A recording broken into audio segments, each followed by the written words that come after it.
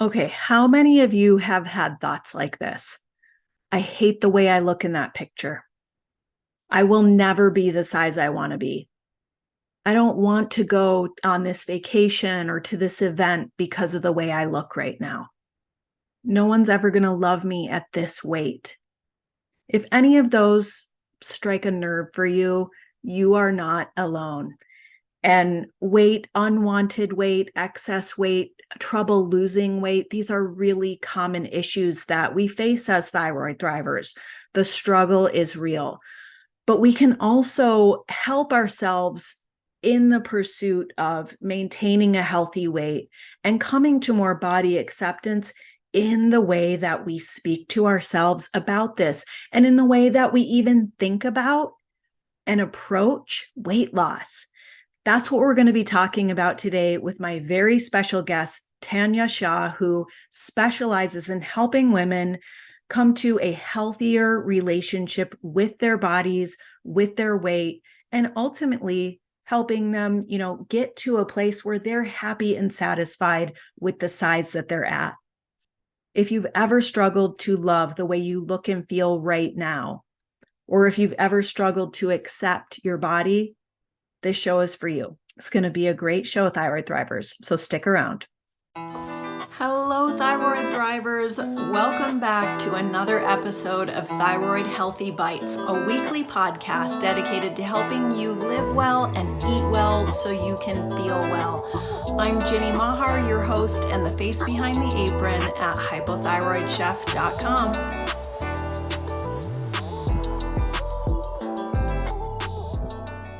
Hey Thrivers, before we dive into today's episode, I wanted to give you a quick heads up to help with your thyroid healthy Thanksgiving. This episode is dropping on November 8th, 2023, and I know a lot of us are starting to think about our Thanksgiving menu. And for those of us who don't eat things like gluten or maybe dairy or sugar, Thanksgiving can be a real source of stress. How do we figure out recipes that we're going to enjoy, that our families are going to enjoy, and that aren't going to taste like compromise?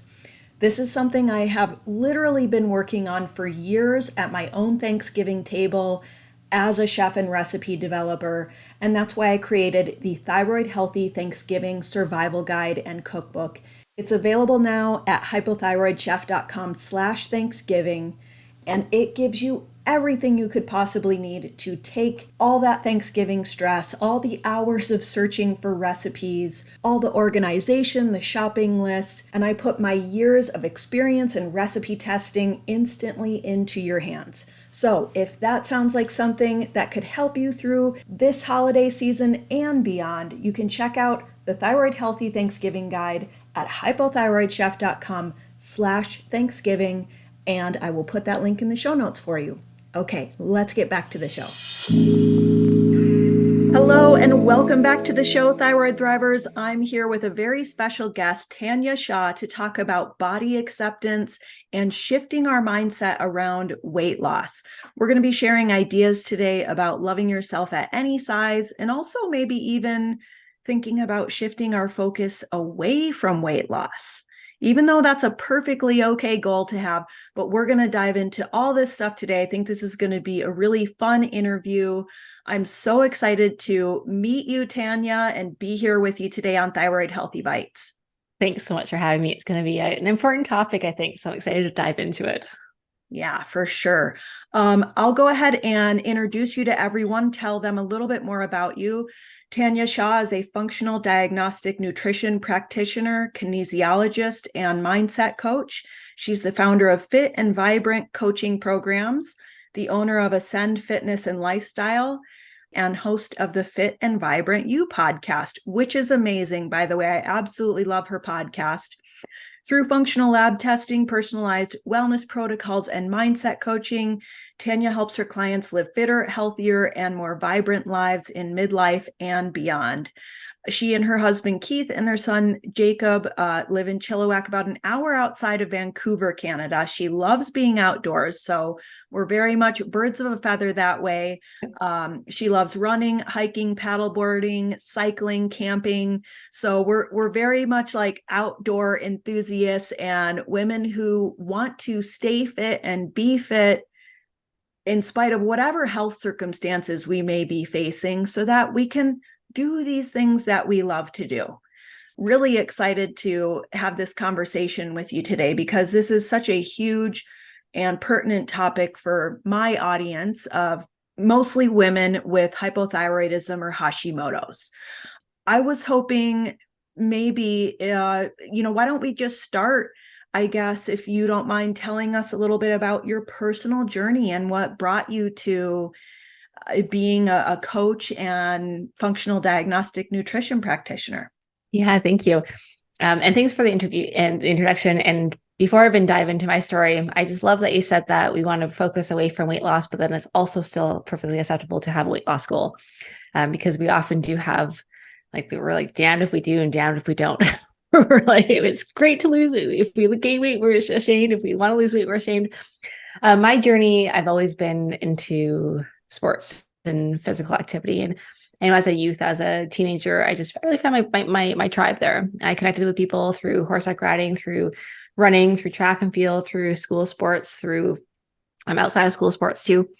And I loved the way it made me feel. I love just the creativity and that those endorphins you got after a run or something like that. I enjoyed that. And I also was into science. So I found out there was something called kinesiology, where I could take my love for sports and the human body and combine it with science and the biology and physiology of it too. So I did that at the University of Victoria in British Columbia.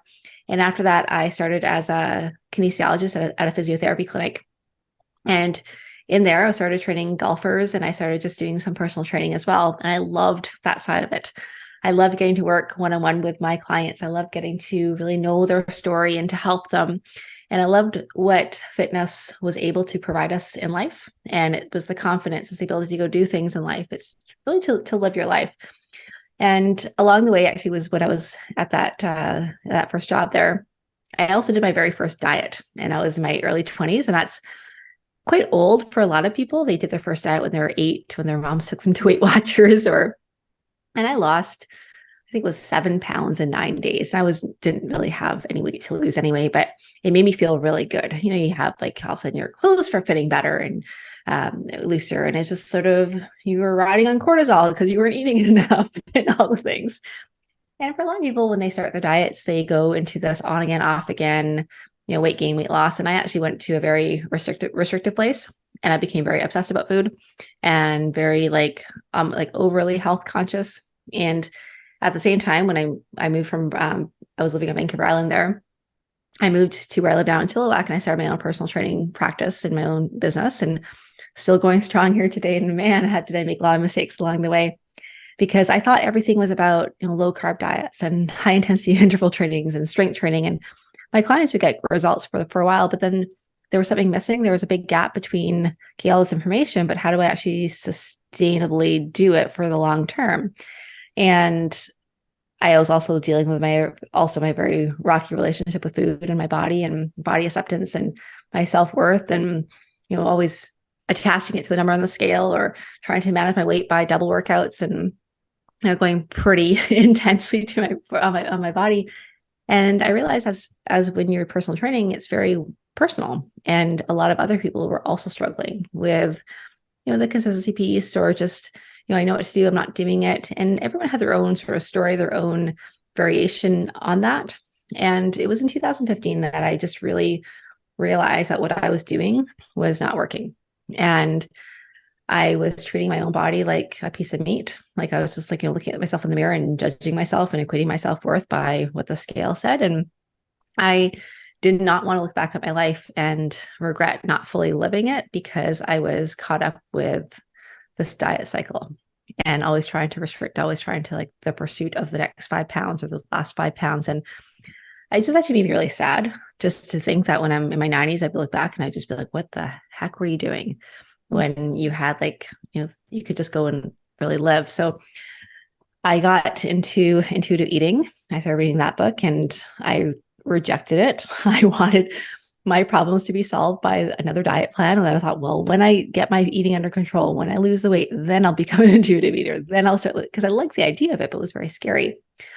And it was in 2015 where I started the Fit and Vibrant You podcast, because I wanted to bring out this message of what real health could look like. And I also recognize that for so many people, they would, do some of the eating, like, become like learn about healthier eating, and then their mindset would change and their lifestyle would actually change. But for a lot of people, it wouldn't. They would do the thing for a while, but then they would just revert back to their old habits. And I just wanted to figure out what that gap was, and if we could be more intentional on not just working on, okay, what are the habits I need to be doing, what are the best protocols, but also what is going on inside, so that I can actually be sustainable with it and not be like this thing where I need to choose between being healthy and living my life, because we often say live a little, and that usually means just like not caring. And I just wanted to find out what that could be like, and how you could have this marriage between taking care of your health, but also just really, really enjoying the process, and not being this thing that would define you, or this thing that you would only be able to do for a short period of time because you're relying all the time on willpower. And mindset, like since then, mindset I think is everywhere now. We learn a lot, like everyone's talking about mindset, but I don't think that a lot of people ever are taught how to change their mindset, and how to learn how to think differently, and how to have better conversations with themselves. And so I did a lot of work in that. And then it was in 2020, when COVID happened and my studio shut down, that I really launched in the online space and worked with now women all over the world, which is amazing. And then I realized there was yet another gap, that a lot of my clients were, changing their mindset and changing their habits, and they were feeling better, and they were, being at more with peace at food, and started to actually be friends with themselves, which is amazing. But they still weren't getting the results that they wanted to. They were like, yeah, I still do kind of want to lose weight though.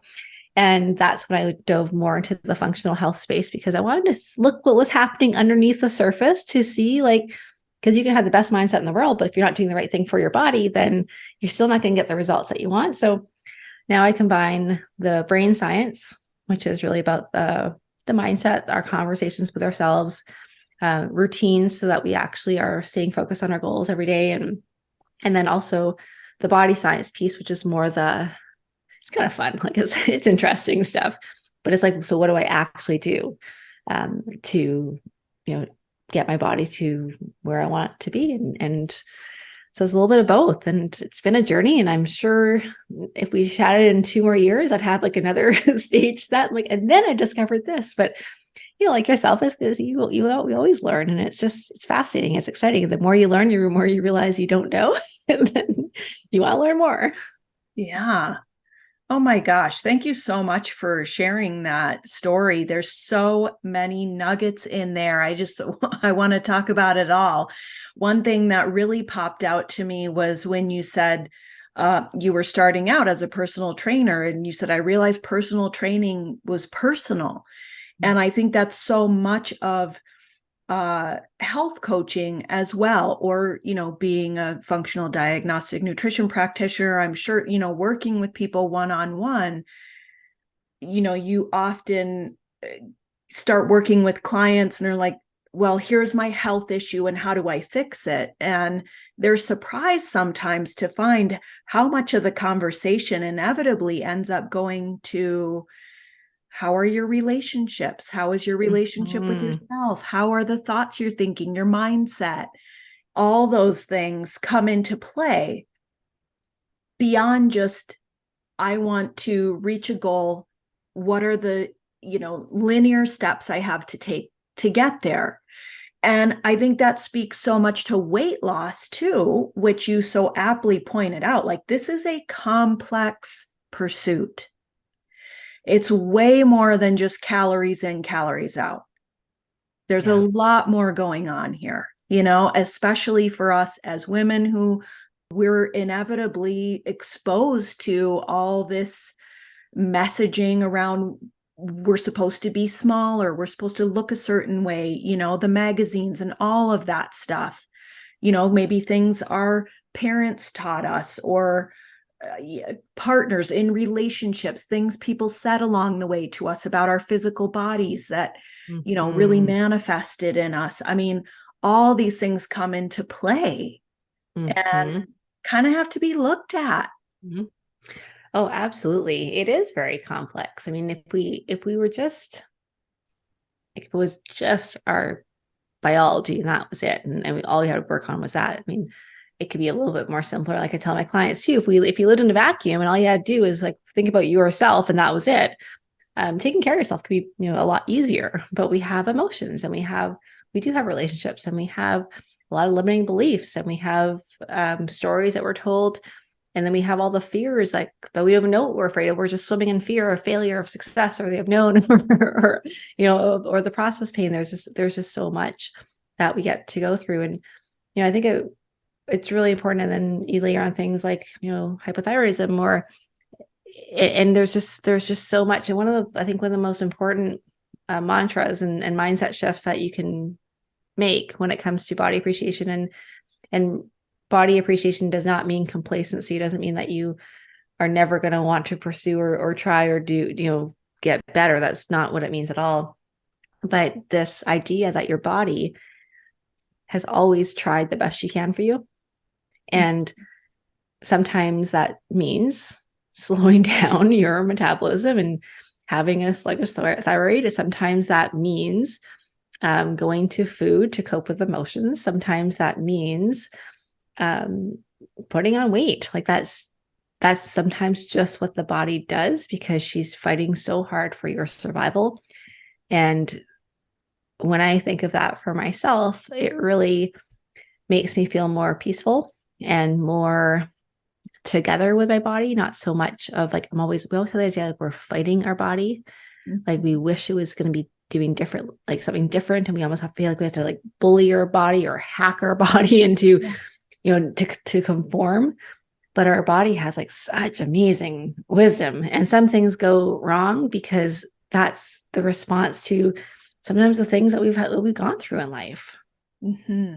Absolutely. Yes. And I'm so glad you brought that up, because that's so pertinent to the hypothyroidism conversation. Mm-hmm. In many ways, hypothyroidism is a protective mechanism. Mm-hmm. It's something our body often does in response to stress. And it can be something our body does even in response to dieting. It's like, oh, it's a famine. Let's slow down so we can conserve every possible calorie. Yeah. If we can, let's store some fat so we can make it through this famine. I mean, exactly. Your body is trying to protect you. And, I'm sure I don't have to tell you, Tanja, like, as you know, hypothyroidism or Hashimoto's and weight gain often, not always, but often do kind of go hand in hand. It is a real struggle. Thyroid patients are not just making this up or using it as an excuse. And weight loss already can be difficult. Weight loss with thyroid issues, I think in many cases is more difficult. I've heard experts say it's like you just have like a more narrow path to go down. You might not have as much wiggle room as the person next to you. There's sometimes less we can get away with. Sometimes we can eat the same thing and do the same exercise as the person right next to us who is successfully losing weight and not lose any weight or even gain weight. And usually it's your husband too. Like it's like, oh, yeah. Don't get me started. Like they have to like, they just have to watch you eat differently. Yeah, exactly. I know. It makes me crazy. My husband's like, oh, I stopped drinking beer for a week and lost 5 pounds. I'm like, I don't even want to hear it. It's like, I haven't drinking beer in like years. Yeah, I don't. Yeah, beer. What are you kidding me? And I don't like point any of this out about, thyroid and weight to be discouraging at all, but just to acknowledge that this is like, it's just a reality for many people with thyroid issues. And also to kind of illuminate that I think what it does for a lot of us is it drives us to go to extremes. To be serial dieters, to be yo-yo dieters, to get sucked into this toxic diet culture. And underneath all of that is often this underlying battle with our bodies, body shame, being at war with our body, self-loathing, low self-esteem, some really unkind self-talk, or just getting stuck in this, why me? Like, what? This is so unfair. And I know you're no stranger to this territory because, obviously one of your specialties is helping women with mindset around weight loss. So I guess my first question about that is like, where do you begin helping clients who come to you and who are struggling with this conundrum? Mm-hmm. So a lot of the women I work with do come to me because they want to lose weight. And, I like to believe that when your body is at its healthy state, like when you're taking care of your health, your body's going to get to its happy, healthy weight, which may not be the size you want to be. And nobody knows what you're supposed to weigh. When it comes to things, actually, that's one thing why doing some of the functional lab testing has been so powerful for a lot of my clients, because they now have something else to focus on other than like now they look at their adrenal health, or they look at their thyroid health, or they look at their digestive system. They're like, well, I have things I want to work on right now, because weight loss is the consequence if it's going to happen. And sometimes we just have this idea that we're supposed to weigh a certain weight thing. It's not there. But if you are struggling with hypothyroidism, your first goal is not to lose weight. Your first goal is like, well, what do I need to support my body? Because the weight loss goal often goes completely is counterproductive to supporting your body, because often when you need to heal your thyroid, you need food. You can't just diet your way. So many women, I actually did not realize how many women I was working with, because we don't count calories. We don't even talk that much about food, honestly.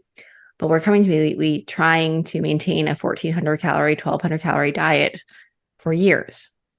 And it's just like, well, no wonder everything is downregulated, because it's so slow. So when it comes to the shifting your mindset, a big first piece is awareness, because it's really hard to change things when we're not aware of things. And so often our own self-talk is almost goes under the surface. Like we don't even know that we're saying these things. About once a year, I do a 5-day challenge called the Self-Sabotage Solution Challenge. And the first day, this kind of topic is called Your Thoughts Are Making You Fat. And it's really just about women just understanding and starting to become aware of like, what are the things that they're telling themselves? And when they tell themselves those things, what are the feelings and what are the actions? And that's a really good place to start, is just like, so what's my relationship to my own? Like when I look at myself in the mirror, what do I think? What do I think I should look like? And how might that be impacting my life? There is, you said at the beginning, we like this linear path forward. It's like, well, give me like the 5-step process, give me the check boxes, let me do it. But it's not like that. It really does start with, I think, the awareness piece. And sometimes you can work on some of the thoughts, and then you don't realize down the road you're starting to become aware again, and you realize that there's these other things that are coming up. And they're so, it could just be little things like, oh, of course you're going to do that. Like you always fail. Or it could be just body checking. It could be putting your clothes on and or wearing clothes that don't really feel good because you want to like remind yourself that you have weight to lose. Another good question is to ask is, how would life be different if I felt good in my body? Because sometimes we don't even know, but we're like, well, if I had full body confidence, like, what would that look like? And then you can start to see like, well, if that's what I want, where am I right now? Where's the gap? Because we start to build that awareness piece. So I think that's an important first step, is just starting to become asking yourself those questions. And then when it comes to the motivation behind doing things, sometimes we do things like we want to lose weight because we don't feel like we're enough right now. It's almost like I'm doing it because I want to love myself, or I am doing those workouts because I'm not enough right now. I'm only enough if I, eat the certain way or do the certain thing. And when you can start to even become aware of that, it's like, what would it look like to do those things because I love myself the way I am right now? Mm-hmm. If you think about things that you love in your life, like I love my cats a lot. I have 3 of them. I love them. I take care of them.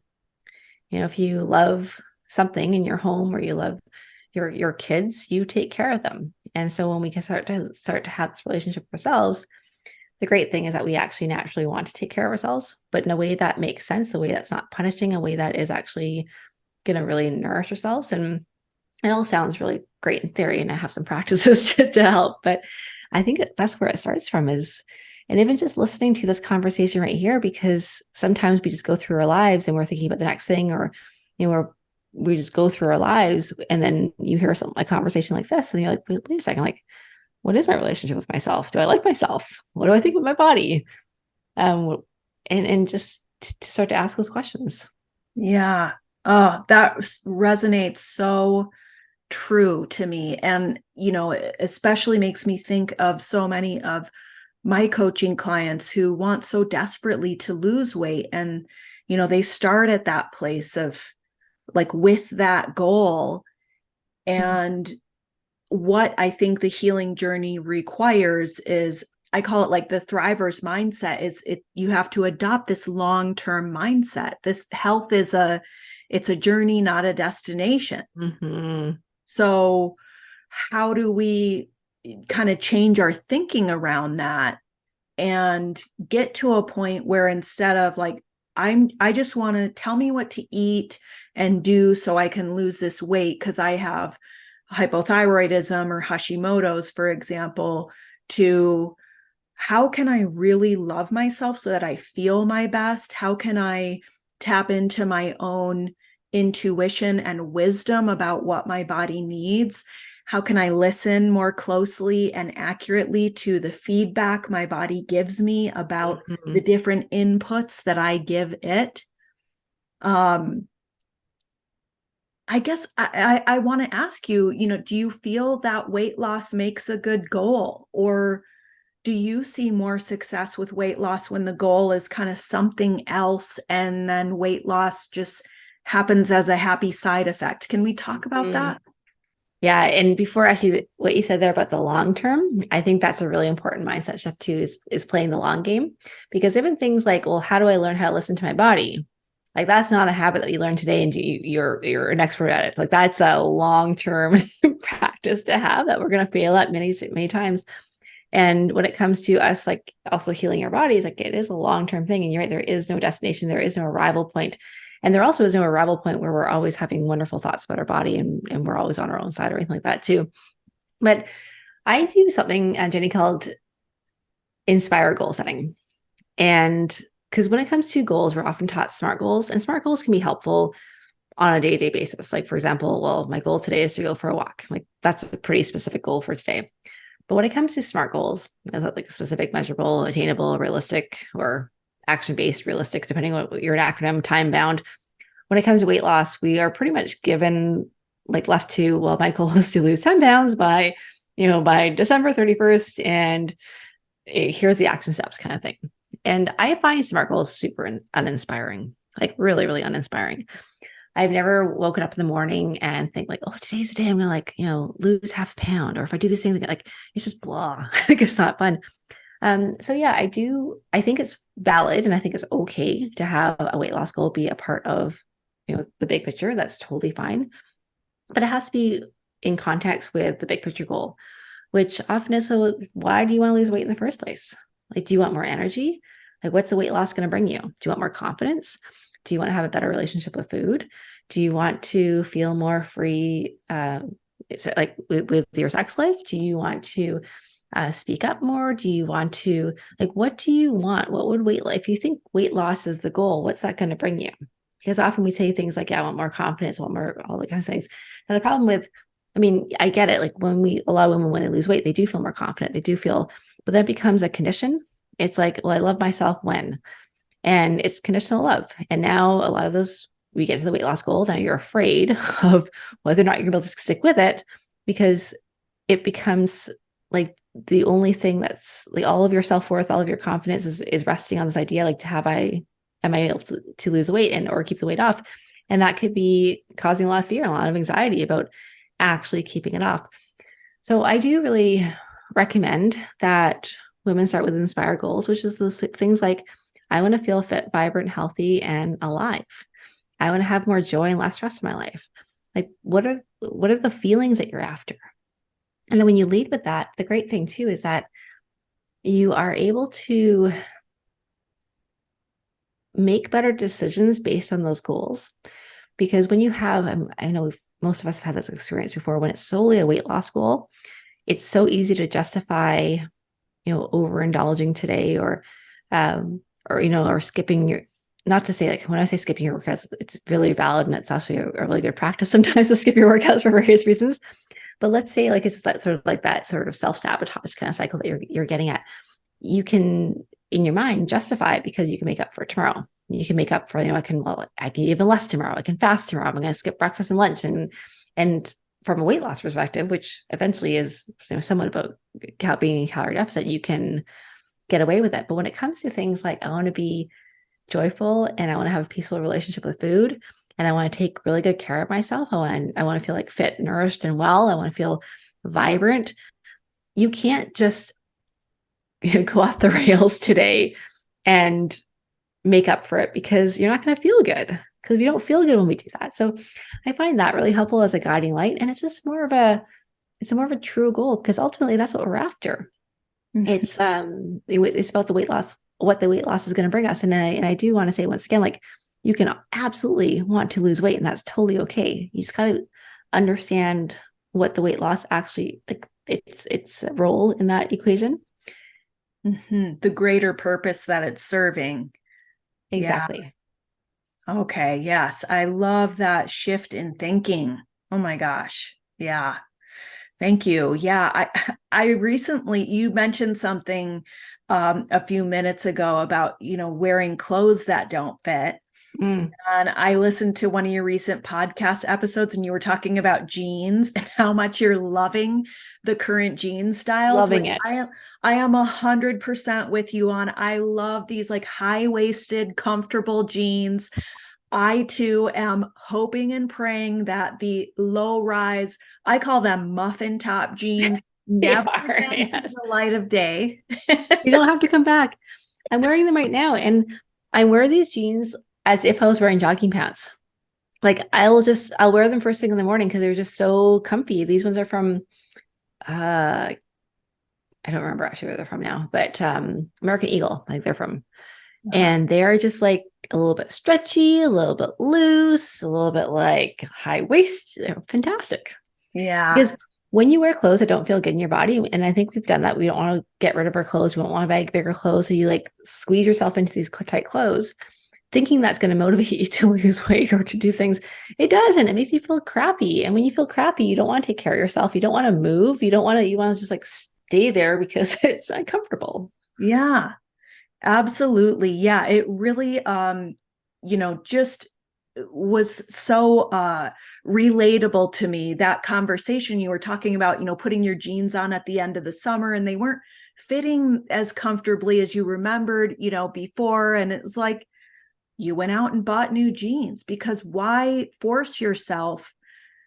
You can do like a closet overhaul in this way too. I think some of us, we cling to like these old clothes thinking that, waking up to that every morning will somehow motivate us to, It doesn't. fit into these clothes that just don't fit our bodies anymore. Yeah. Sometimes I think even if we were to lose weight, like our bodies just kind of change shape as we mature too. So, you know, even if we weighed the same as we did when we were 25, doesn't mean we're going to be exactly the same shape as we were when we were 25. So, Exactly. No, yeah. absolutely. And I think we just almost just normalize that a little bit because we still have this idea. And I think there's more and more role models now, more and more, I'm seeing more and more like women who are aging and like just embracing their bodies. Like through menopause, most women gain 5 to 8 pounds. Like it's just, and that's not a bad thing. It's not like you're doing it wrong. It's like this menopause weight gain. It just is. Like it's just what the body does. And that's okay. We have this sometimes this big fear, like so of what weight gain is supposed to mean to us and what it means. And like, what if we just did, I mean, I do believe that, if there is like a range where like, it does like health does matter for sure. Um, but that range is, not as small as we think it is. Like you could be, you know, sometimes we always think we had to lose 20 pounds or 10 pounds. And like, it's not necessarily for health reasons. And then it just comes down to what we've been taught and what we've been sold in terms of our culture of what is acceptable and are we lovable. Yes. Yeah. So much about self-worth there. And Mm-hmm. yeah, that inner dialogue. Well, I just loved your take on that because, my husband's grandmother was a competitive ballroom dancer into her 80s. Oh, And wow. she was, I don't know, 5'10, 5'11, like just very naturally, genetically long and lean. But she once told me when she was still alive, never buy bigger clothes because you're just going to grow into them. If your clothes start to get tight, like just keep wearing them and that will motivate you to like stay the same size. And I really adopted that belief, for a long time. And I would just like make myself try to fit into these uncomfortable jeans or uncomfortable clothes until I figured out a way to get my weight down. And sometimes, maybe even for a long time, I felt like that may have worked a little bit. But, at 46, I'm at this point where that doesn't work anymore. And I needed to buy some new jeans. And I think part of being in this season of life is that, not only is there some acceptance of the changes that's required, but also I just feel less willing to be uncomfortable. Me too. Maybe that's pandemic carryover too, but I'm just like, I'm sorry, life is too short to be in these tight jeans. Like, come I on. agree. You said something there that was really insightful, and I want to bring up is that the season of life. I think that's really important too, because you buy bigger clothes. Like, let's say you did gain a few pounds, and you're like, "Oh, I actually do want to lose that weight." You can still buy bigger clothes and still want to lose weight too, if that's makes sense. It's just that you're going to be comfortable in the process, and it's this a mindset shift. It's like a energetic shift of like not fighting your body, not punishing your body, but staying with your body no matter what. Not Mhm. being like, oh, I'm only gonna love you, I'm only gonna let you feel good when you are a certain size. It's like, well, no, like you're accessible now, and you can if weight loss is a goal and that's like it makes sense, you can still pursue that if you want to, while wearing clothes that feel good. It's a wonderful thing. So Yeah. yeah, I think it's a good. We could have both if we want to. Yeah. Yeah. One thing that I feel is such a strength of yours is that mindset piece and the self-talk piece and reframing our thinking, reorganizing the way we think about these things so that we can come at them from a different angle. And when I talk to my community about weight loss, a phrase I use a lot is cracking the code, right? And it's that like, well, we try this and we try it and we just keep trying, and some of that continuing to try is what we eat. Some of it's how we move our body. A lot of it's how we shift our thinking. Mm-hmm. Some of it comes down to caring for our adrenal health, reducing stress, getting enough sleep, drinking enough water, all those things that help our bodies get to a point where they're, I think, even willing to maybe release some weight to kind of chill out on that self-protection mechanism and Mm-hmm. like let it go. But I was wondering about maybe some affirmations. Like, are there any specific affirmations that you love, or I guess how do you feel about affirmations? Maybe Mm-hmm. anything that comes to mind for those times when like our body is just not what we want it to be or what it used to be, or it's not cooperating with our efforts. Sure, sure. And affirmations, think of affirmations as preloading your brain with the thoughts you want to think, because quite often, like an affirmation is just a statement, it's just a thought. But often, our first thoughts that come from the sky or the universe or whatever are not the thoughts we want to think or not the thoughts that we want to have. They can sometimes be quite harmful or just not true, not kind. So affirmations are, well, I'm just going to load myself up and start to practice the thoughts I want to think. And I think they can be really helpful. It's one part of changing your mindset. I think we also need to work on having better conversations and not just stopping at our first thoughts. Often we do that where our first thoughts say something and then we just believe that to be true, and that's where it ends. And then it doesn't work too well. I shared at the beginning that one about my body's trying the best she can for me. Like that one, I find it's very you're not saying that like, oh, I love my body, because you might not love your body, and that's okay. But it's something that I think a lot of us can get behind. That, I mean, with Hashimoto's, it's not like your body just like randomly decided to hate on itself and attack itself. Like there's a reason why it's doing that. And the reason often makes sense. So how can we like just know that no matter what, that your body is trying the best she can for you? That one I find very helpful. I think also when it comes to like the whole like body appreciation, body acceptance, body love, often we like love feels very far away for a lot of people and very foreign. They're like, no, I don't love my body. And fair, maybe you have significant amount of weight to lose and you're just like, I just don't love my body right now. And maybe that's not your goal, but maybe your goal is to respect your body and say like, well, I might not love it in its current shape, but I can also respect it. And that could be one step in the right direction. One of my mantras I think about too is that I will never abandon my body.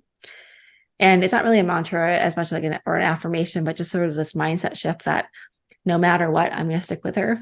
Like I'm going to support her. I'm going to take care of her, whether she's gained weight or lost weight or is sick or whatever. It's like that, like when you get married, like from sickness and health, I will take care of my body. And I find that really quite powerful. And we actually had this conversation on a coaching call last, I think it was actually yesterday as well, about body appreciation. And one thing you can do too is starting to be more proactive. Like say, like every time, lots of times we look at ourselves in the mirror, we see a photo of ourselves and our first thoughts are pretty harmful. They're not kind. You can also just practice every time you get out of the shower, look at yourself in the mirror naked, and you can start with neutral thoughts such as I have a body, or I have thighs, I have arms. Like it's not saying anything about them. It's just stating the fact. And that could be a good place to start. And the next place to start is to look at the things that you do love about yourself, and also not just the physical appearance, because if you think about the people that we loved in our life, like I love my husband, I love my son. I think my husband's hot, but I don't love him because he's hot. I Right. love him because of him. And same thing with my son. It's not like I like only love my son because I think he's a cutie pie, but that's not why I love him. I love him because of him. And that's what we do for other people. So we can do that for ourselves too. We can love ourselves with all of our imperfections, because we know ourselves. Mm-hmm. And you can also love your body for the things it's able to do. Your breasts, maybe they fed children, or maybe your arms can give hugs, your legs can take you places and walk. It really, like, you can start with that. And it really is a practice. There is, it's like you said, we're playing the long game. This is a long-term thing. There is no arriving where all of our thoughts are going to be positive and happy and kind to ourselves. Body acceptance, body appreciation, body respect, body love, self-love is a practice. And it really is something that we get to work on every single day by doing practices like the one I shared, by doing little things like just noticing and moisturizing your hands really well, or those are simple things that you can do on a regular basis to start to build that relationship with yourself. Yes, a practice. Yeah. I love thinking about it that way. And I know one thing, I even just in this conversation, I think something that's shifted for me is the way you talk about your body as she. Mm-hmm. She's doing the best she can for you. And I've always thought about it as it, and I feel like referring to my body as a she sort of, I don't know, feels like it deepens that It connection. does. And it's hard to know why. I agree. It's hard to articulate why that is, but it feels different. And Yeah, you might have, I guess, different pronouns depending on what resonates with you. But sure, of like course. I call my body a she, and I think it maybe personifies my body more. So it's not just like this thing. It's Yeah. actually like a living being, and it's, it's part of me. Yeah. Yeah. Very cool. Wow. Thank you so much for all the ways that you have expanded our thinking today. I did have a couple more questions for Sure. you. I was curious about, you mentioned intuitive eating, Mhm. and that's really there's really like a philosophy and a Mhm. science behind that. And for the listeners who maybe aren't familiar with intuitive eating, I was wondering if you could maybe talk about it a little bit, just tell us a little bit about what it is, kind of the basics of that philosophy. Sure. And to be honest, I don't practice it, and I don't I haven't teach my clients it anymore. Got it. And I never really did. It was more, I think it was just like the rejection of the diet mentality. And it's Mhm. intuitive eating. I mean, I shouldn't say it completely. There's parts of it that I do. And it's really comes down to just really, really listening to your own body. Mhm. And it's rejecting the diet mentality, rejecting even the idea that you need to lose weight, rejecting the fact that foods are good or bad, and just starting to really notice like how things feel in your body. I do find for a lot of people, in my experience anyway, like the way I coach, I would say it would be sometimes too big of a jump. I think sometimes people still need like a little bit of guidance in terms of, how to put meals together and stuff, because, or something like with Hashimoto's, you don't just get, like, there are dietary restrictions that you're going to have if you're on an autoimmune protocol, which is why the mindset piece is so important. So it may not feel super intuitive, but you can still, I think, just still see foods as neutral. I mean, it's just food, and some foods are going to feel better for you, and some foods are not going to feel better for you. But I follow more of I do a lot of the mindset pieces, like a ton of the mindset work. And I also make sure that the goals for each of my clients match the reality of their life. So depending on, not just the time, but the bandwidth of their life and their mental space and their mental capacity to make changes. Sometimes we think we have lots of time. We think time's a limiting factor, but often it's what's happening up here and just our headspace. I mean, for example, eating at nighttime is a habit that a lot of people struggle with, over like just snacking at nighttime. It takes no more time to not eat at night than it does to eat at night. In fact, it takes less time, but it's more just the mental space that's lacking, or that's we don't have enough of that bandwidth to make those choices. Mhm. So I do a lot of that work. But it was, I think for me, and the book is called Intuitive Eating. If anyone wants to read it, it was, I think, a really strong 180 degree shift from the diet mentality. And that was scary for me, really scary, because it was, if you always like rested your coaching and your philosophy on something, and then what you thought to be true is no longer true, it's kind of scary. Mhm. But it's also a great opportunity for growth, for, in discovering something else.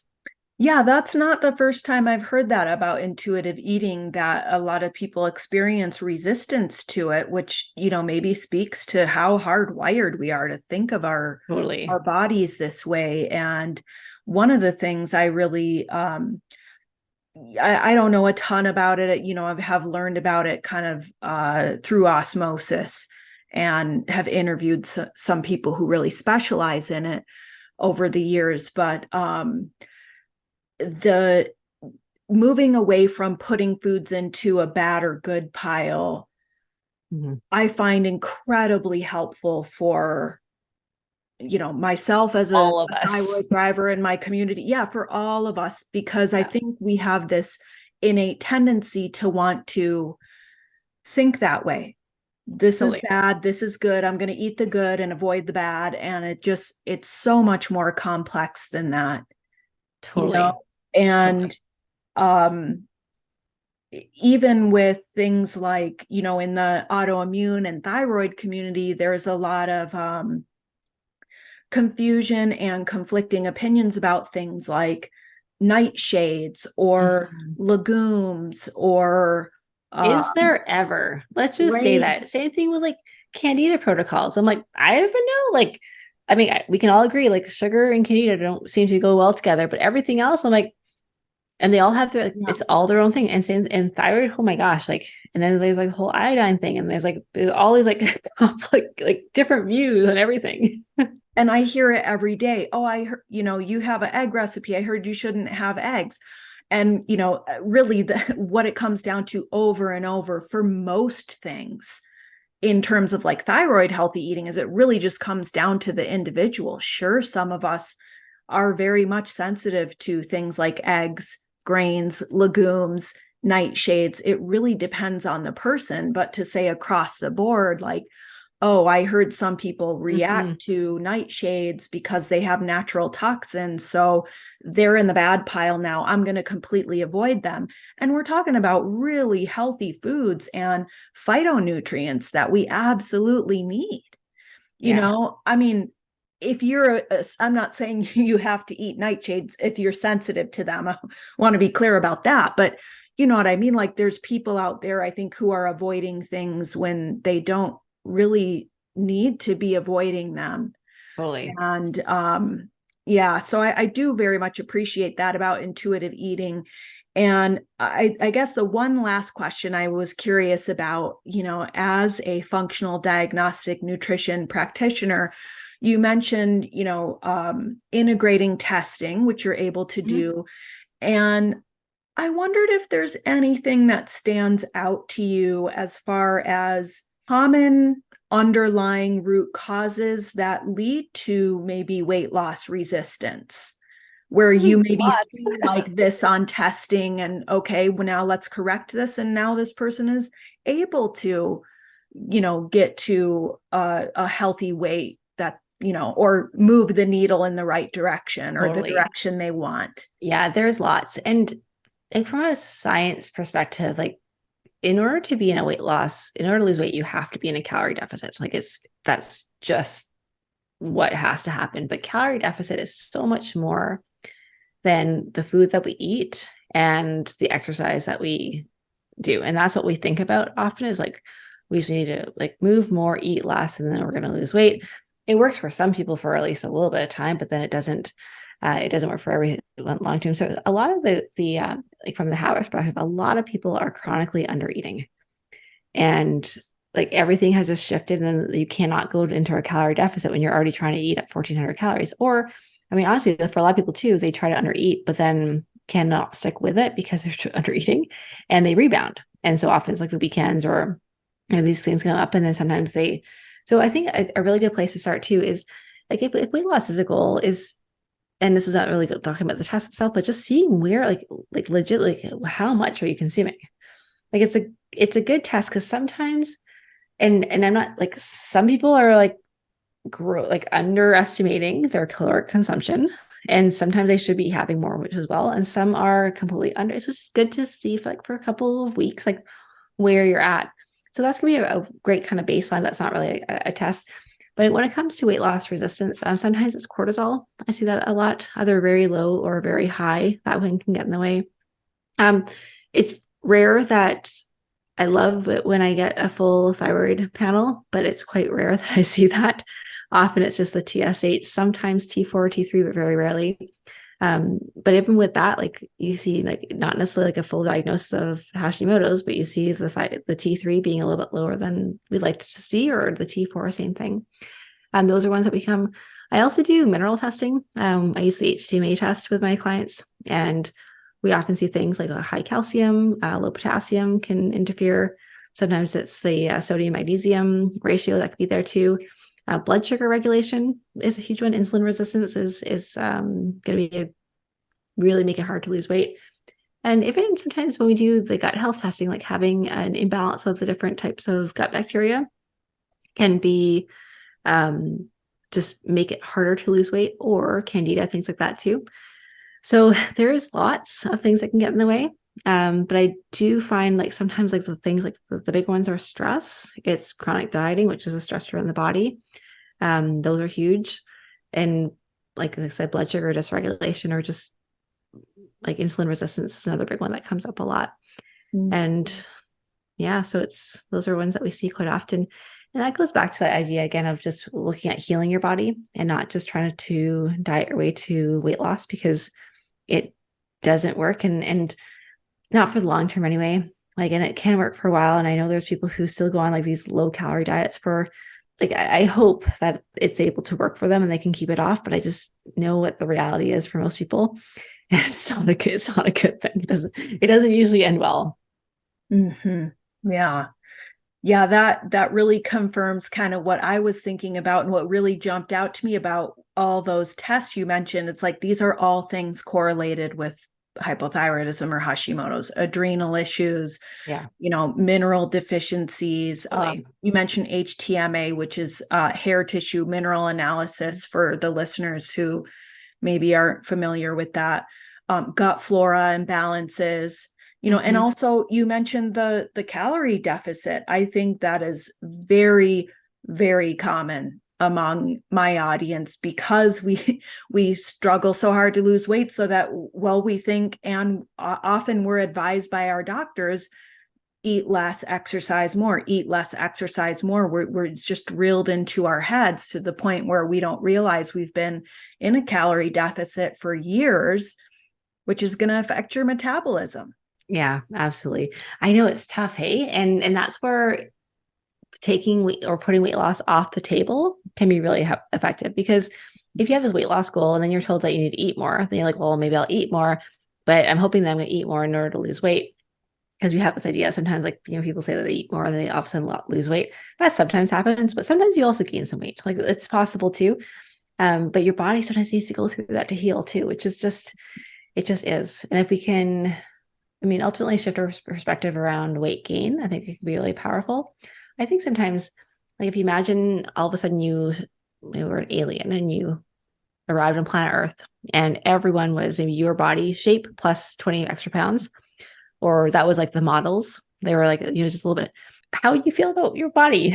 Like, it's such a kind of a far out there kind of thought experiment, because you're like, well, that doesn't exist, and it wouldn't exist because we don't have that experience now. But imagine if that's what it was. It just makes you realize that so much of our fear about weight gain is about is our attitudes about weight.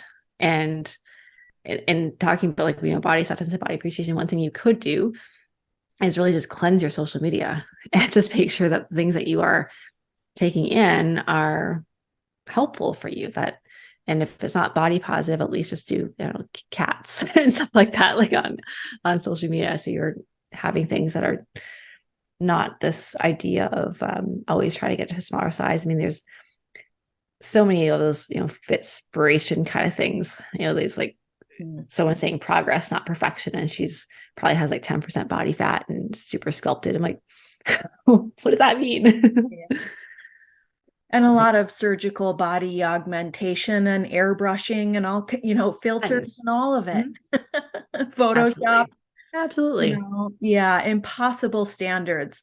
Great advice, Tanya, and great insights and just thought-provoking ideas. Thank you so much for sharing your wisdom and expertise with Well, us thanks for today. having me. I really appreciate getting to chat, and I look forward to having you on my podcast next week as well. Yeah, I'm excited for that interview.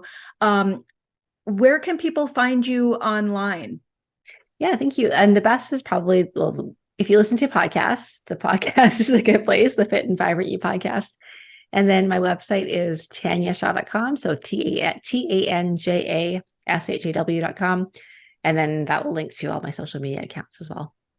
And then you also have a quiz on weight loss roadblocks. Can you tell us a little bit about that? Yep, it's about 2 minutes. I have it on my website as well, or if you go to fitvibrantquiz.com, it'll probably be up for another year, so till the end of 2024, I think, and I'll probably take it down.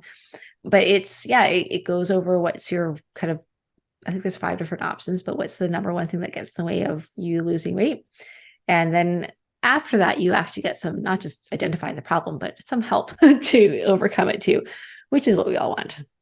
Well, that sounds perfect and great for all the listeners who are interested in this topic, who want to learn more about you and your work, to go and do that Fit Vibrant quiz. I'll put those links in the show notes for everyone. But Awesome. thank Thanks so you much. so much again, Tanya. It's been great meeting you, and I'll look forward to our next conversation. Yeah, me too. And if you've enjoyed the show, please don't forget to like, subscribe, and leave a review. I'm Ginny Mahar, wishing you the best of health. I'll see you next time.